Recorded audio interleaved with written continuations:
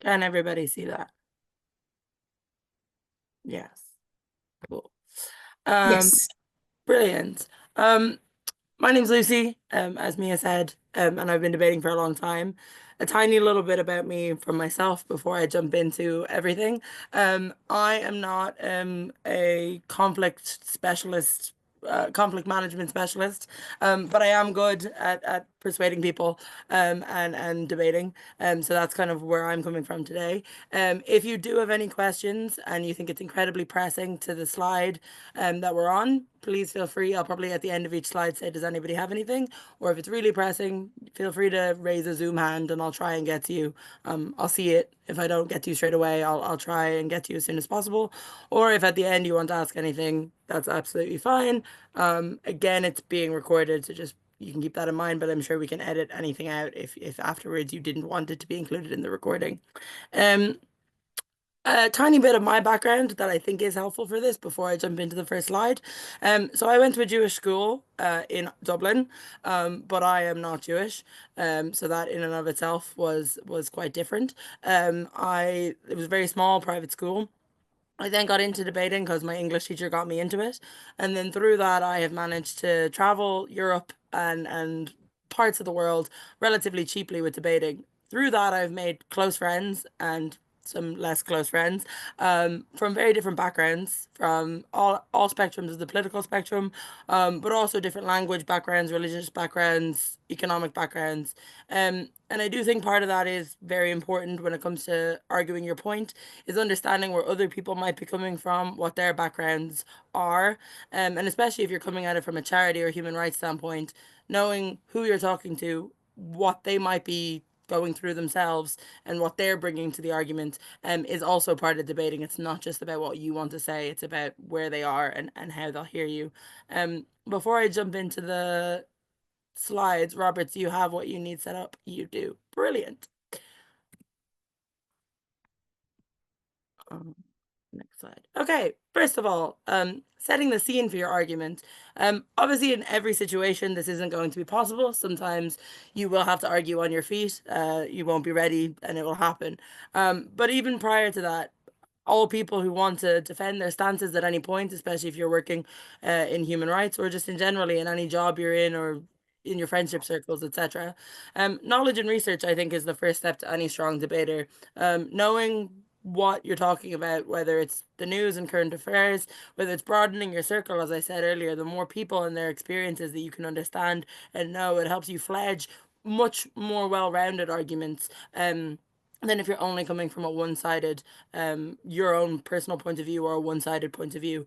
Um, Doing your own research even outside of the news. So if there's an issue you're interested in, going on charity websites, setting up news alerts on your phone, newsletters, following social media pages like Brendan Kazan's or anyone else's, that can help you get the information that you need. Because as Mia said in her introduction, obviously there are elements of what I'll teach you today that mean you maybe can impact your own opinion a bit more, but having facts to back up what you're saying, or an understanding, even if it's not statistics, an understanding of the world to back up what you're saying is vital to being a strong arguer or debater.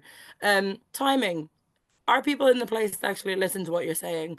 I think sometimes what loses you the biggest argument is going in too quickly, going in when someone's not ready to hear what you're saying, be it because it's too emotionally sensitive at the time, be it because you're in a public setting, and someone will feel foolish if you say that they're wrong publicly.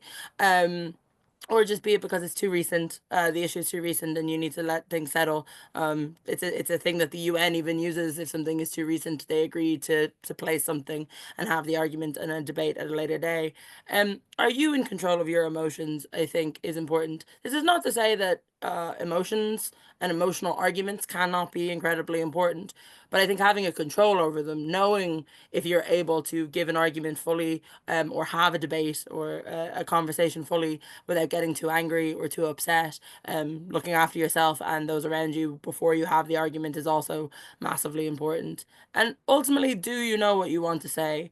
A lot of people jump into arguments just because emotionally they feel compelled to, and they don't actually have anything to offer or haven't fully thought through what they want to offer in an argument. Again, as I said earlier, not in every situation will you have had time to prepare. But in times where you do have to have time to prepare, whether it's going into a meeting or, uh, planning a campaign or whatever version of argumentation you're using this workshop for, really do sit down and think not just what you want to say, but how you want to say it, what angle you want to come from. Are you going to come from a new angle? Are you going to go personal? Are you going to go quite public and broad? And really think about what's important to you in this argument, and if it's the right time for that information. And then location. Is it a neutral location? Most locations won't be. I'm very lucky in competitive debating that it is neutral, or at least it's meant to be neutral. And there's two sides and a judging panel that is meant to be neutral. But in the real world, most things aren't. Is it happening on your turf or theirs? Are they more senior than you? If you're going to have an argument with your boss or somebody more publicly senior to you, do they have the environmental advantage? And if so, you need to take that into account on how you go in and make your argument.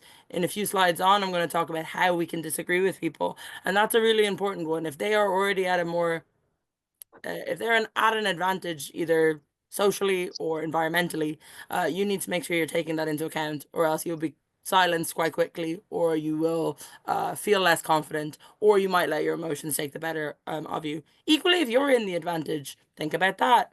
Have you made them comfortable? Do you think they're in a place where they're going to listen to you if they feel attacked? Do you have more friends backing you up, or are you on the larger side of the argument or the smaller side of the argument? People don't like to feel bamboozled or ganged up on. Think these things through. It's not always just about the words you say it's about how you say it, where you say it, and when you say it. If you're in a meeting, or in a forum or a panel, or any of the sorts of things where there are people talking and you're trying to make your point, it's very important to find a balance between waiting your turn to speak and not speaking out at all. I'm not saying don't say anything, because then what's the point in me being here telling you how to form an argument? But think about when is the right time.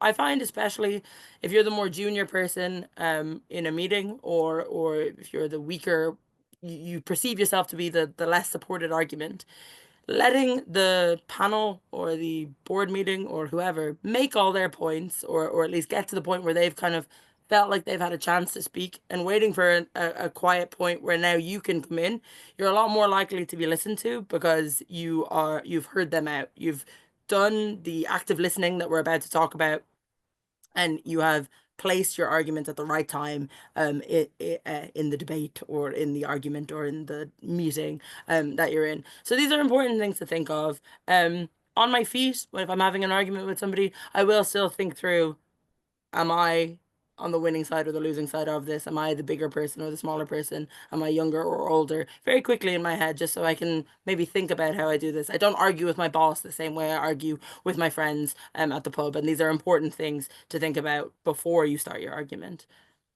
Cool. Um, Active listening. Everyone thinks that debating is about talking. And it is. But I actually think the biggest skill a debater can have is active listening.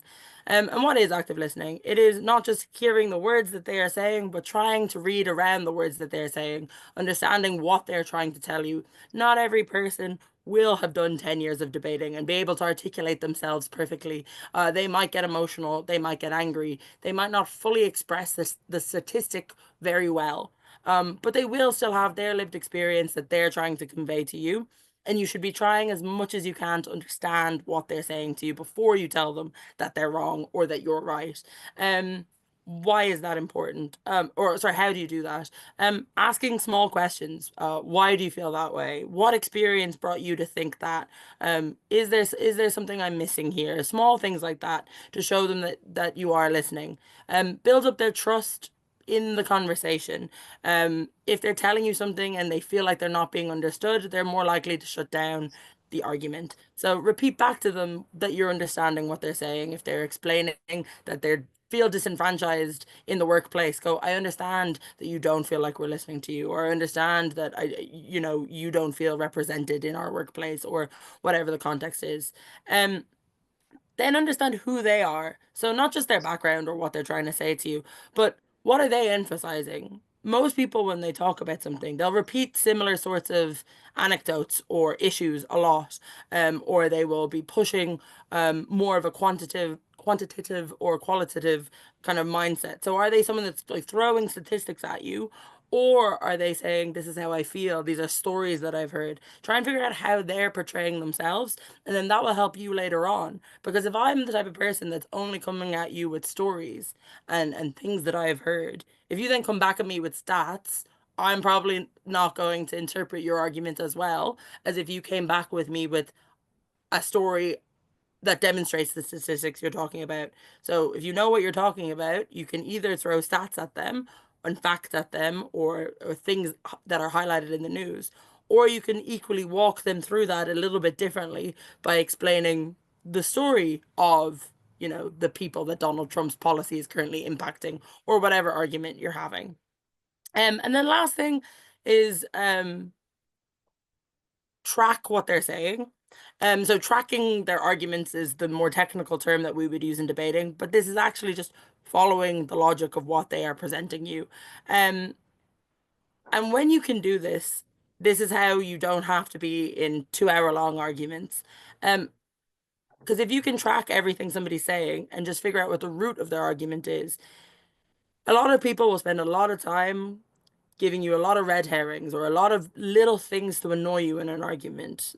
In a workplace, you might say something like, "You were late. You didn't listen to me. You're sexist. You're all these different things." Whatever the big argument is. But if the root of the argument is, "I feel like I'm not listened to in meetings," then you don't need to deal with all the examples that they've given. You can just go, "I'm very sorry that you didn't feel listened to in meetings. What steps can we do?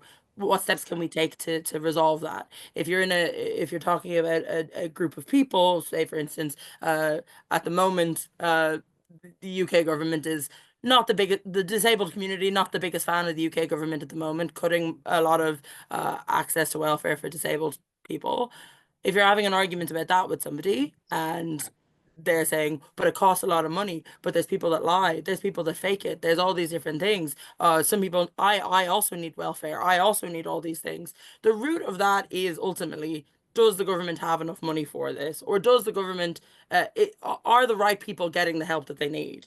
And you can cut past all of the things that make people angry about these sorts of issues if you can just try and follow where they're actually coming from. I just spewed a lot of things at people. Does anybody have any questions on anything that I've said so far, or are we good to keep going? All seem to feel good. Okay, cool. Can't see everybody, so if I ask and you do and I've ignored you, please just unmute or something like that. But thanks. Cool. Disagreeing well. It is never usually a good thing to just say, "You're wrong, I'm right, let's move on."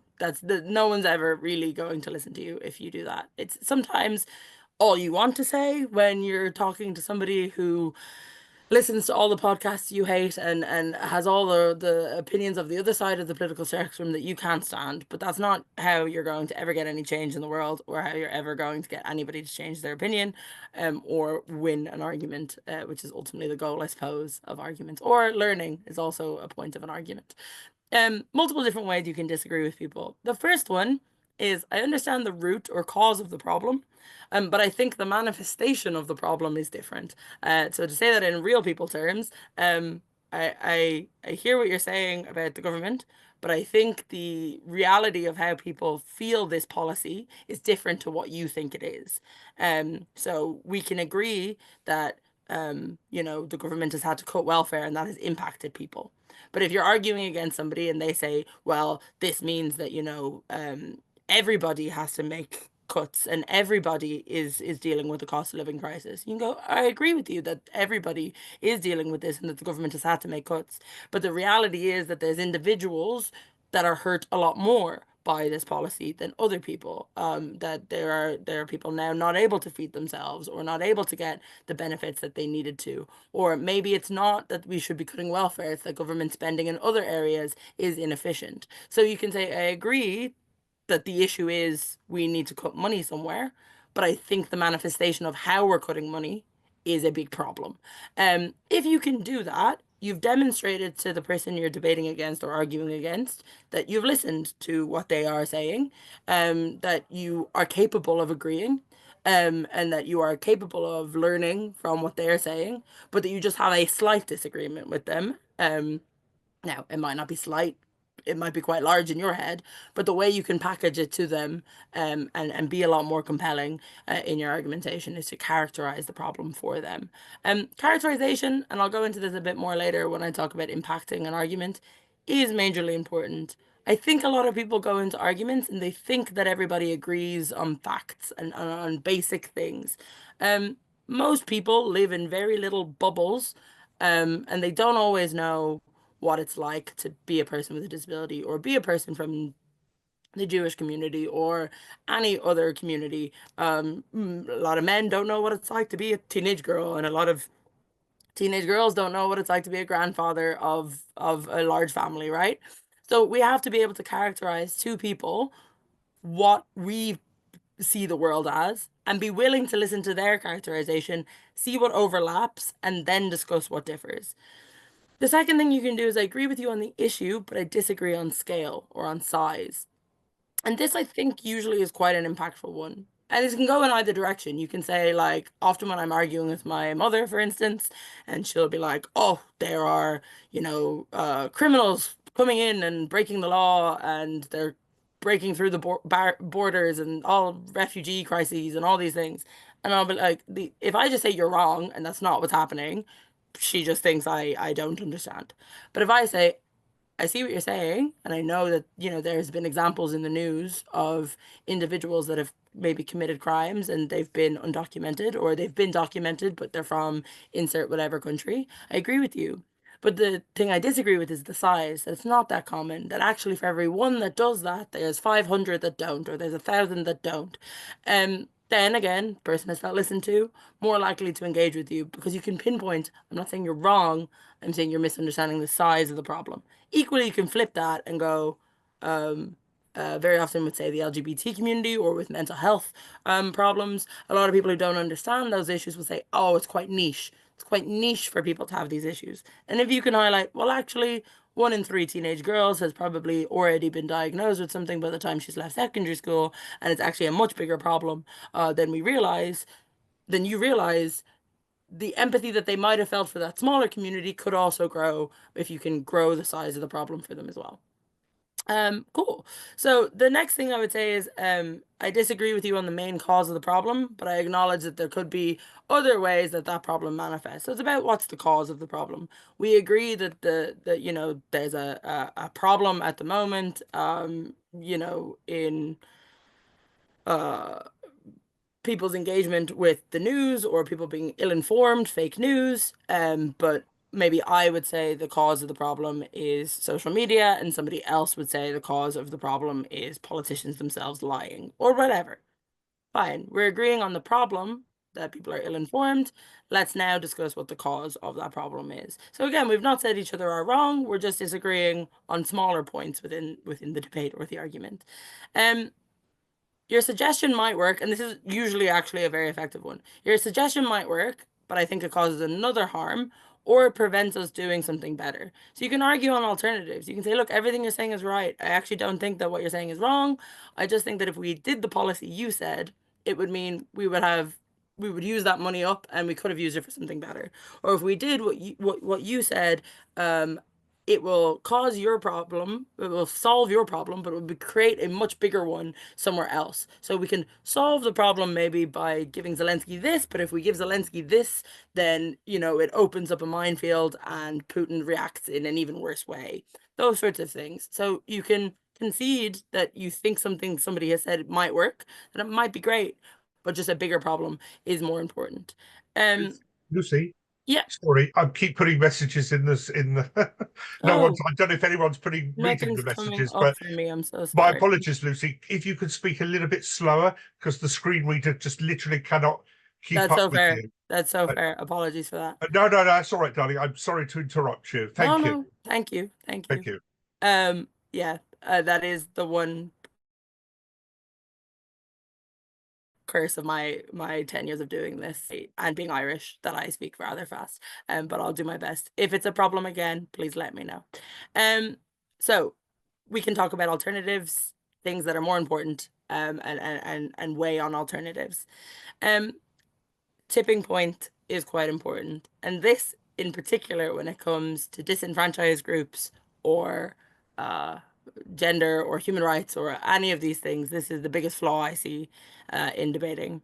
People really like to say what the problem is, and it's called venting, and that's so great. And you can characterize the problem so much.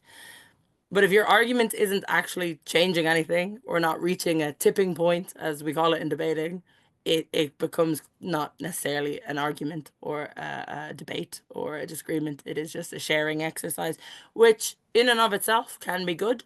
But if you're trying to push something, it needs to be there is women are facing, and here is my opinion of how we change that, or here is why you need to recognize the problem and it's not being recognized. There needs to be a call to action or a change of some form, or else you are just venting and not arguing. A worthy thing, but not an argument in and of itself. Um, Efficacy is the next thing. So I agree with you on the issue, but I don't think you're solving the issue. Or I agree with you on the issue, but I think noble as your attempt might be, it won't work. It won't work, and then probably you back it up with what I said earlier of, and it not working uses up resources that we could have otherwise used. And this is usually the intergenerational debate. Uh, Look, I'm kind of in the middle right now. I'm still living half in the real world and half in the university world. I spend my weekends at universities with people debating every weekend, and then I work. I'm the youngest member of staff where I work. And intergenerationally, you come in and you're new, and I'm new in work, and I have all these ideas, and I think all these things will work. And then you get shot down with, we've tried it, it doesn't work, or that won't work because that's not thought through, or we don't have the money. And that actually sometimes has to be something you accept, and then you have to think about ways to make your argument work. Um, Equally, intergenerationally, sometimes older members of staff will say things like, well, young people just need to not do this, and then, they won't have any mental health problems because they won't be on social media, and that's the problem. And I'm like, okay, I equally, respectfully, I don't think that the plan to solve mental health by dissolving social media will work either. So again, with respect to each other, you can talk about will it work or will it not work. You can agree on everything with somebody. You can agree on the issue, the solutions, all of these different things, but just disagree on the weighing of importance. I think it is important that we give medical attention to those who need it. I think it is important that we address the gender pay gap. And I also think it's important that, people are happy in the workplace. I do place different importance on the three of them, and we can argue with people which is more important and what we should be dealing with first. Um, and again, more likely to be listened to because you're not saying you're wrong. You're saying I have a different priority. So weighing of importance. Likelihood is very similar to efficacy. That would be great, but I don't think it will work. I don't think it's likely. Your problem and your solution all sound ideal, but I don't think it's likely that, we're going to dissolve the patriarchy in this one policy or in this one thing. I don't think it's likely that we'll end the war with this one idea, those sorts of things. And then the last thing is agree to disagree, but I genuinely mean it. Sometimes you can have a full argument with somebody, a full debate with somebody, and you still don't convince each other. But what you can do is if you've actually by actually agreeing to disagree and not just, using the passive aggressive term. There are many of my friends I genuinely agree to disagree with. We have very different political stances, religious stances, lots of different things.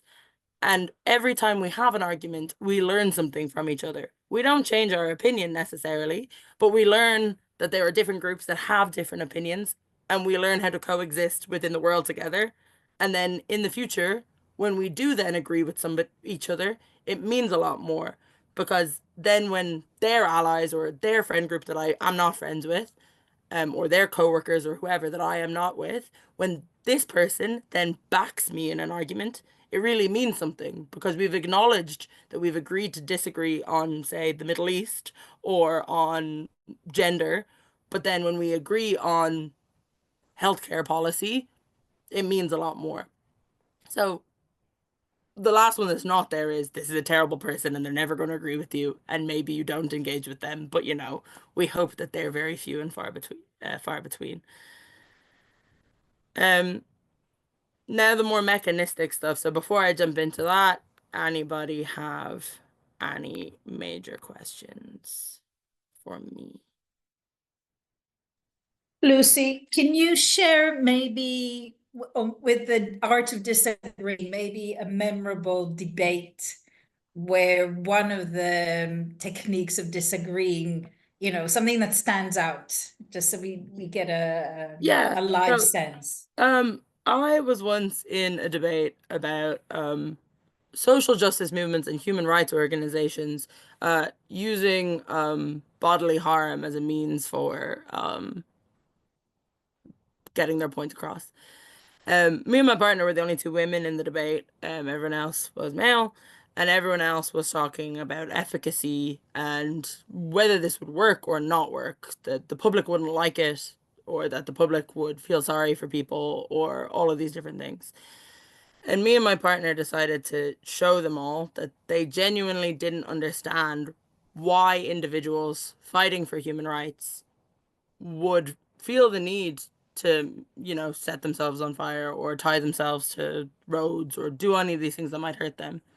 So in our 14 minutes between the two of us, I'd say we spent about 10 minutes highlighting just how invisible the oppression is that say women, we were about women, so we went with women.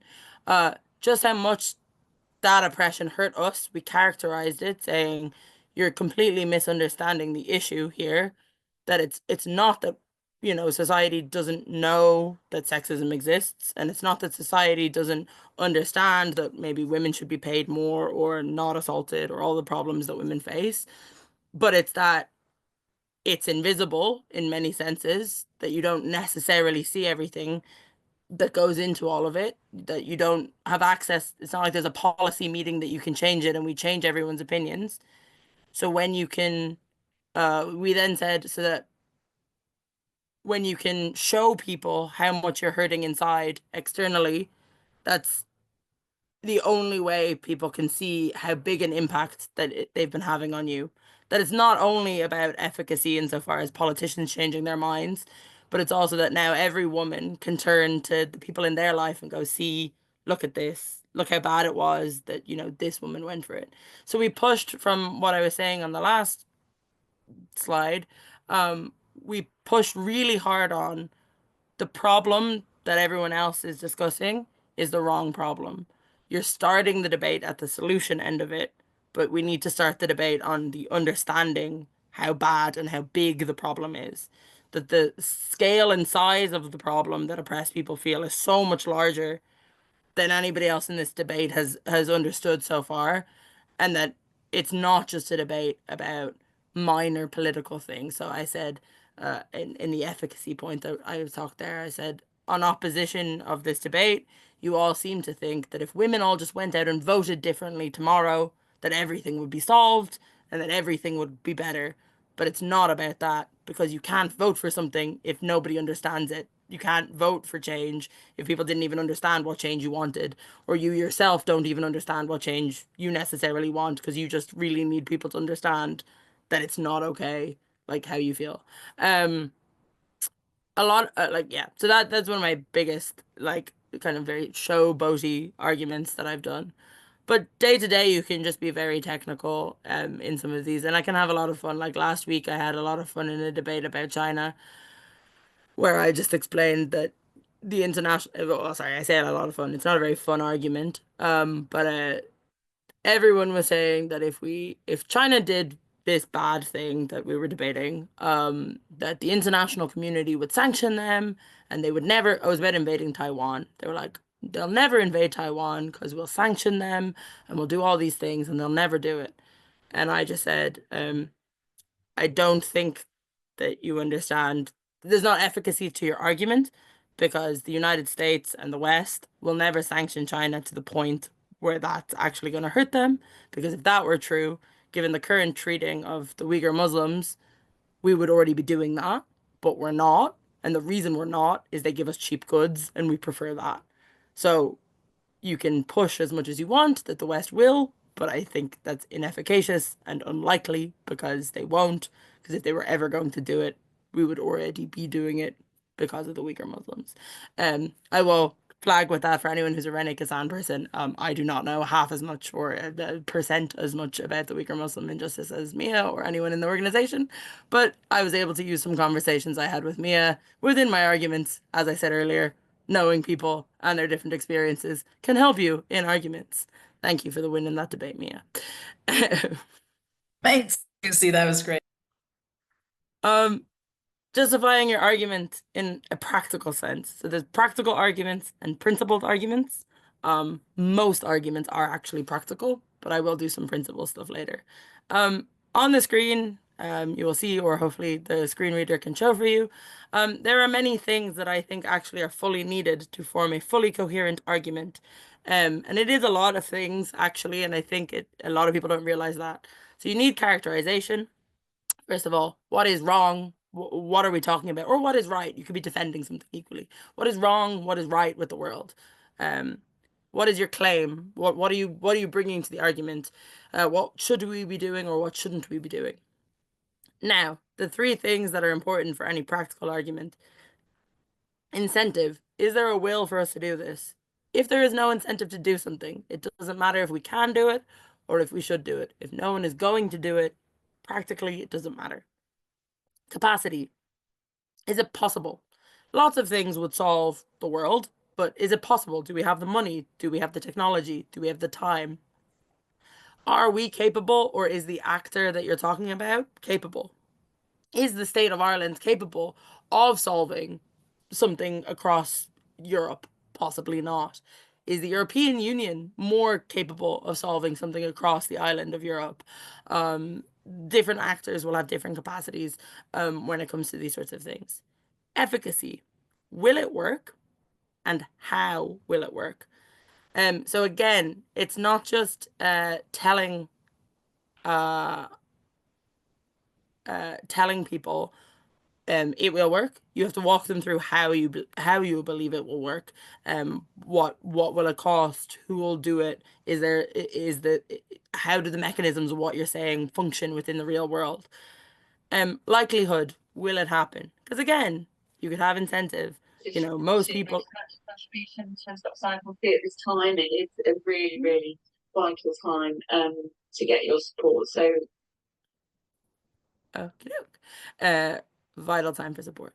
Is it going to work? So, if there is incentive to do something, great. So we could live in a world where, you know, there's incentive from probably the majority of the population to make sure that children are fed well, right? There is incentive. We want that. Do we have capacity? Okay, yes. In the UK, we do have capacity to make sure that school children do get fed. We have the money, we have the food, we have the infrastructure, you know, we have capacity. Will it work? As in, will different schools do it well? Will kids take it? Will families accept it? And then likelihood. This is where the argument against the Tories came in. We had incentive, we had capacity, we had efficacy, likelihood. Turned out the people in power maybe didn't have as much incentive as, you know, the people did. Marcus Rashford had more incentive than certain people in government. So all four of those things need to happen for a policy or an idea or just your claim in an argument to actually happen. And unfortunately, without one of them, the rest of them kind of fall away because you can have capacity, but without incentive, it's not going to happen. If it's not going to work, it doesn't matter if you had incentive and capability, if no one will take it or no one will engage. And then lastly, the actual fun bit of an argument, your impact. What's your goal? Why do I care? And why do you want to do it?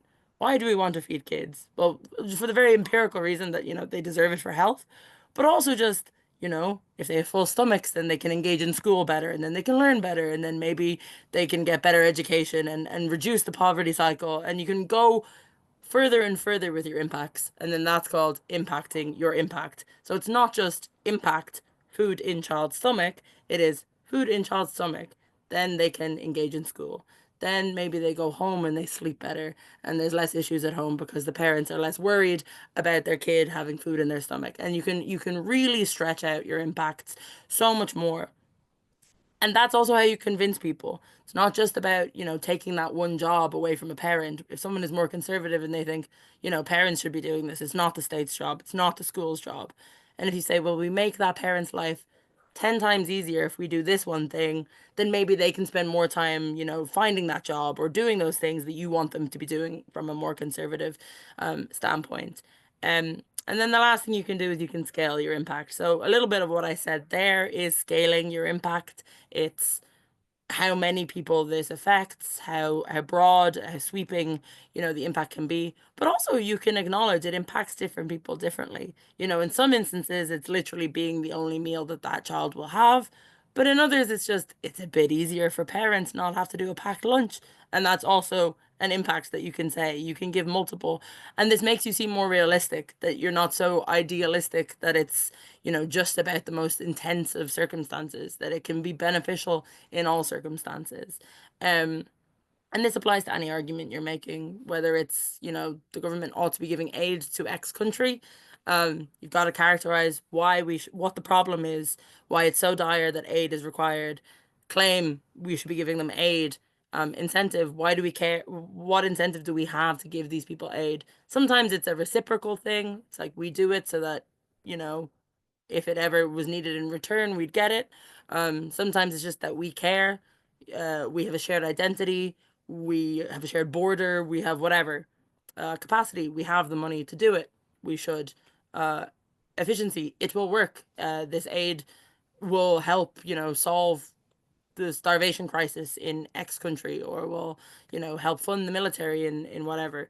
And then efficacy, it will work because it will be accepted. We have partners on the ground that will accept it. Then they know what they're doing. They're just waiting for this money. And then the impact, we save a lot of lives. We change, we impact the famine or the war or the human rights situation or whatever it is. So the practical justification of an argument has those steps. I asked 15 of my closest debating champion friends, and they said if you manage to prove every single one of those, or at least give a few reasons for every single one of those, most arguments become a lot stronger.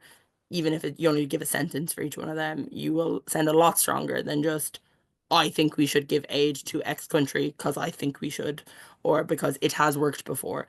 If you can just go through it, I think that's when you start to make a proper argument. The next one is a bit quicker because it's a principled argument. And to be honest, when most people are arguing on principle, they still come down to practical, because most principled arguments often come down to the principle of utilitarianism, which is we do something because it gives us an outcome that we like. And then that becomes kind of a practical argument again. But there are some that are not. And here is how you should do that. The claim, usually on fairness. So the claim I'll do, just because I think it is something that people might understand, is we should give welfare to all children, regardless of the wealth of their families. Why do I think that? I think that because each child under the state is equal and they should receive a fair treatment, because they are a child of the state.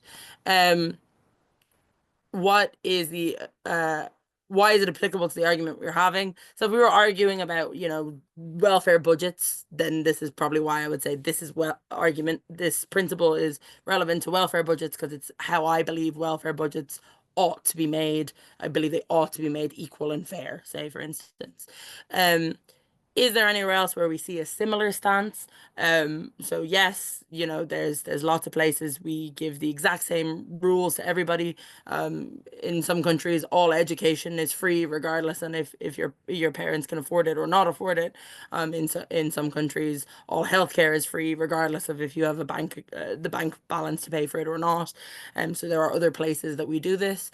Then on principles, and this one is important. Is your principle universal, situational, or specific? Do you believe it in all instances? Most people do not believe in their principle in all instances. Even the right to life, in all instances, not everybody agrees with. So if a lot of abortion campaigns were argued that the right to life does not trump the rights of the mother. So the right to life in some people's eyes is not a universal right. In some people's it is, but in many it is not.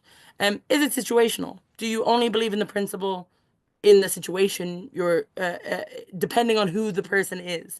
So I believe in the right to fair and free healthcare, unless you're a person on death row, then I don't think you do. Some people have that stance. Do I believe you deserve free education? Yes, but only if you meet certain criteria. Maybe you don't get 5 free degrees, you only get 1 free degree or one attempt at your free degree. Again, you can your principle can be situational. Or is it specific? Is it literally you have this principle stance on this issue and it's only this, and it's actually fine to tell people I'm not principally consistent. This is just something I really believe in. It's sometimes harder to defend and they will throw that at you, but just be aware of it. And then how you prove it is honestly, because principles can only really be proven emotionally unless you're talking to a philosophy student. What does the world look like with your principle and without your principle? Often on fairness or equality, you can say without this feeling or principle that I am defending, the world would just be a worse place, and tell them why. If every kid didn't have access to, child benefit, for instance, um, there are going to be people who fall through the cracks. That is something that is just not acceptable. And I don't want to think of the one child that never got what it needed because we were worried about the 100 children getting too much. And that's why we care, and that's what the world looks like. But honestly, most principles come back down to a practical. Even at the end of that, I largely came down to a practical because there's and also they're not the debates that will change the world. Honestly, it's the practical ones that will. Cool. Impacting your argument and your opinion. I've said this, but just to flag through it quickly. Don't assume your impact or opinion is obvious. Not everyone will understand. People come from different backgrounds and they mightn't get there. How big or common is the group that you're talking about? And this can work in both metrics.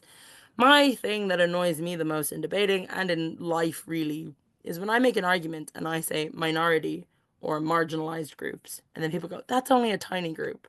And it's like, no, if you add together every minority in the world, you have the whole, like, so much of the world. If you add together every person of color that's living in a country where they are not the major color, if you add in the disenfranchised poor, if you add in disabled people, if you add in LGBT people, if you add in, women who aren't a minority, but they're a marginalized group, you have over 75% at a conservative estimate of the world, because women are 52% or 51 point something now, LGBT 10% roughly, right? So don't allow people to say that because you're talking about a minority opinion or a minority group of people that it's that small a group. Equally, you can flip it and say it is a small group, and it's because they're a small group they need our help. When I was in Dublin, the Jewish population in Ireland is like what was less than 2,000 at the time. And the argument there isn't that a policy for them will change everybody, but it's that a policy is uniquely needed for them because they are so unique that they are so small and so different in how their education works or in how the security of the one synagogue in Dublin works, that they need a specific policy. So just be aware of the size of what you're talking about and don't let that slip away from you. The amount of times I've made arguments about women and I lose because people say, oh, that's a small niche argument. I'm like, it's half the population. It's not a small argument. Cool.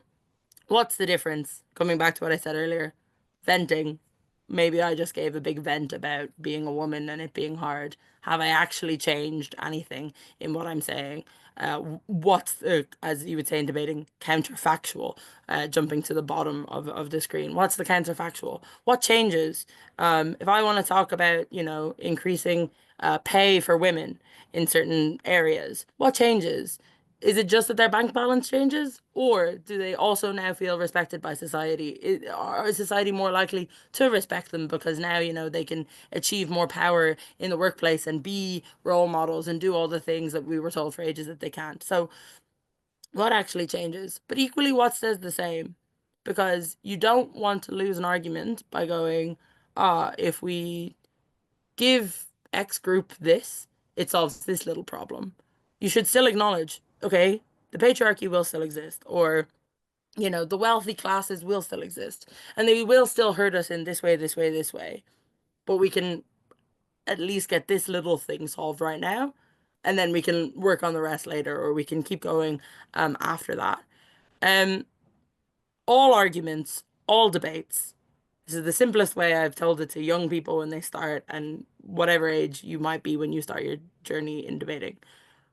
All things, all arguments. The world exists in one way at the beginning, and you want people by the end of it to think it exists in another way.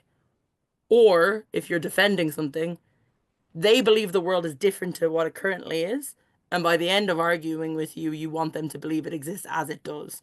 And that happens through impacting them with either, as I said at the very beginning, the emotional stories if they're an emotional person, the facts if they're a fact-based person, the statistics if they like stats. But the way you compel people is to show them the change that you want to see in the world, or the defense that you want to have in the world. And that is where, sorry for jumping around a little bit, style and presentation skills are actually important. So whilst obviously me, I agree with everything you said in your intro, facts and logic and everything is so important. If no one wants to listen to you, it doesn't matter how good your facts are. It doesn't matter how much research you have done. If you cannot listen to people and have them want to listen to you, it's irrelevant. So this is where you use your skills of persuasion. This is where you use tone, where if somebody is asking you to speak slower, you speak slower so that they can understand you. Where if you see somebody smiling at a joke you made, that you realize, oh, they like jokes. Okay, maybe I lean into that. But also, you lean into your own skills. I like telling stories. I am quite funny. I, can be quite passionate, and I can speak fast and then slow. I can be loud and then quiet. I am less good personally at remembering stats off the top of my head or remembering long, complicated theories that people have said, but I can reference them and I can demonstrate them through stories. You don't have to find, a lot of people think debating or argument winning is finding the way to do it the way somebody else has done it before, but actually it's just finding what makes you the most persuasive within the skills that you have. If you're never going to be the most analytical person in the world, you've got to learn how to be a great storyteller. And if you're never going to be the most great storyteller, then you've got to learn how to build facts and use statistics in a way that is somewhat interesting. Don't just throw numbers at people, but just maybe ask them questions. How many people do you think are impacted by this? Oh, well, it's actually a lot more than that, and then point them to the fact. So those things are really important when you are having an argument. The last thing was going to be an example, which is basically the very basic argument is in the instance of we should keep work from home policies. A very basic argument people might say is because women take on responsibilities at home, mothers did well out of this, and it can give them some work-life balance. But if you can mix together all of the things we've talked about, that can form into, for the first time, mothers were able to put control into their own schedule. They were better able to organize their diaries, find time for themselves, ensure that the housework was done, ensure that their children were taken care of. And then when society no longer told women that they had to spend an hour of their day commuting in and out of work, they were able to use that time to demonstrate their value to their companies without sacrificing time to their children. Because with or without work from home policies, society still will expect women to take on more household responsibilities. Now, this could be for religious reasons, or because of biological links to the child, or just because traditionally women earned less money and therefore it made more sense for women to stay at home. But working from home policies have allowed women and given them the avenue to balance the multiple expectations we place on them without having to sacrifice their career. They are both the same claims, but the second one has an understanding of the world, characterization of the world, tries to use a few different examples that might appeal to different sorts of people, and pushes your point home in somewhat of an emotional way that is wrapped up in a little bit of a bow. So that is an example that tries to bring together everything that I have said. That is my workshop as it stands. If anybody has any questions, please do let me know.